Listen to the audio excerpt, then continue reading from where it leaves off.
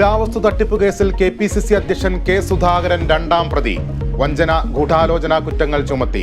Crime branch Ernakulam ACJM കോടതിയിൽ കുറ്റപത്രം സമർപ്പിച്ചു. കേസിൽ മോൻസൺ മാവുങ്കൽ ഒന്നാം പ്രതി. പാലാ പൂവരണിയിൽ ഭാര്യയെയും 3 മക്കളെയും കൊലപ്പെടുത്തി ഭർത്താവ് ജീവനൊടുക്കി. മരിച്ചത് അകലക്കുന്നം സ്വദേശി ജെയ്സണും കുടുംബവും. തിരുവനന്തപുരം ചേങ്കോട്ടുകോണത്ത് യുവാവ് പെട്രോൾ ഒഴിച്ച് തീകൊളുത്തിയ യുവതി മരിച്ചു. മരിച്ചത് ചേങ്കോട്ടുകോണം സ്വദേശിനി സരിത.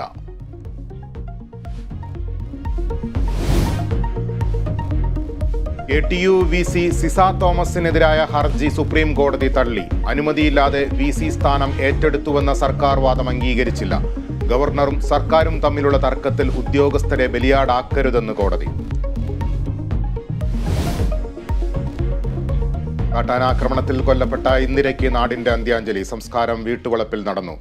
കോതമംഗലത്ത് കോൺഗ്രസ് നേതാക്കളുടെ പ്രതിഷേധം തുടരുന്നു. മൃതദേഹത്തോട് അനാദരവ് കാണിച്ചത് പോലീസെന്ന് VD സതീശൻ.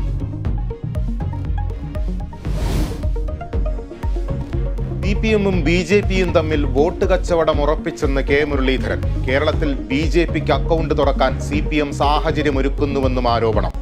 തൃശൂരിൽ ആരോഗ്യകരമായ മത്സരമെന്ന് സുരേഷ് ഗോപി. വിജയിച്ചാൽ കേന്ദ്രമന്ത്രിയാക്കുമോ എന്ന് നേതൃത്വം തീരുമാനിക്കും. ലൂർദ് പള്ളിയിലെ കിരീടം തന്റെയും കുടുംബത്തിന്റെയും ഹൃദയ നേർച്ചയാണെന്നും പ്രതികരണം.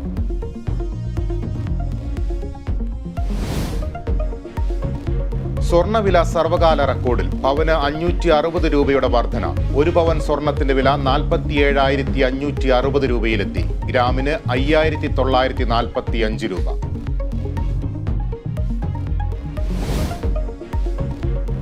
സന്തോഷ് ട്രോഫി ഫുട്ബോളിൽ സെമി ഫൈനൽ ലക്ഷ്യമിട്ട് കേരളം ഇന്നിറങ്ങുന്നു. ക്വാർട്ടറിൽ എതിരാളികൾ മിസോറാം. മത്സരം വൈകിട്ട് 7-ന് അരുണാചലിലെ ഗോൾഡൻ ജൂബിലി സ്റ്റേഡിയത്തിൽ.